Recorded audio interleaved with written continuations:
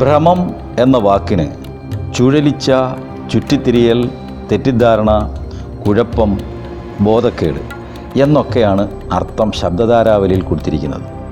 അങ്ങനെ വരുമ്പോൾ ഭ്രമിക്കുക എന്നാൽ ഭ്രാന്ത് പിടിക്കുക, മനസ്സിളക്കുക, വിസ്മയിപ്പിക്കുക എന്നൊക്കെയാണ്.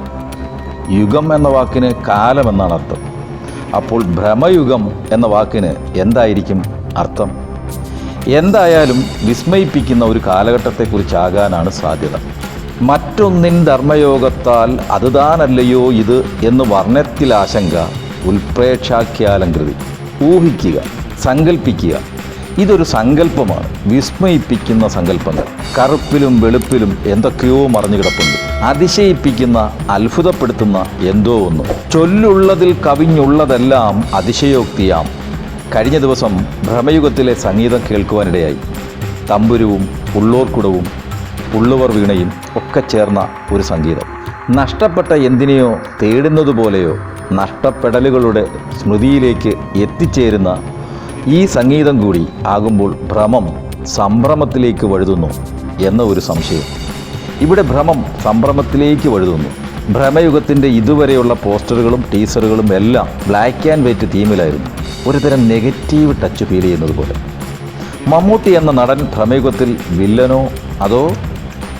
ഇതുവരെയും യാതൊരു സൂചനകളും നൽകിയിട്ടില്ല. ഫെബ്രുവരി 15 വരെ കാത്തിരിക്കണം. ഇതൊരു വലിയ കാത്തിരിപ്പാണ്. പ്രേക്ഷകനെ സംബന്ധിച്ചിടത്തോളം അവരും ഒരുതരം ഭ്രമത്തിലാണ്. പ്രതീക്ഷകളോടെ കാത്തിരിക്കുന്നു. ഹൈപ്പുകൾ ഒട്ടും തന്നെയില്ല. ആകാംക്ഷ അതുമാത്രമാണ്. എന്തു തന്നെ ആയാലും രാഹുൽ സദാശിവൻ്റെ മുൻ ചിത്രമായ ഭൂതകാലം ഒരനുഭവം തന്നെയായിരുന്നു. അതിനും മുകളിൽ പ്രതീക്ഷ നൽകുന്ന ചിത്രമാണ് ഭ്രമയുഗം.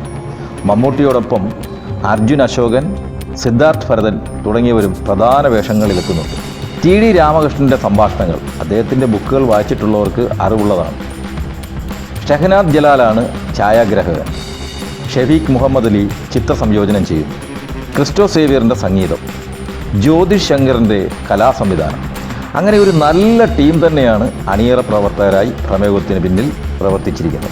ആൻ മെഗാമീഡിയ ഫെബ്രുവരി 15 തിയേറ്ററുകളിലെത്തിക്കുന്ന ഈ ചിത്രം ഒരു മുഴുനീള ബ്ലാക്ക് ആൻഡ് വൈറ്റ് ചിത്രമാകാനാണ് സാധ്യത. പ്രേക്ഷകർ ആവേശത്തോടെ കാത്തിരിക്കുന്നു. ഈ കാത്തിരിപ്പിനും ഒരു പ്രത്യേക സുഖമുണ്ട്. ഭ്രമയുഗത്തിലേക്കുള്ള കാത്തിരിപ്പ്.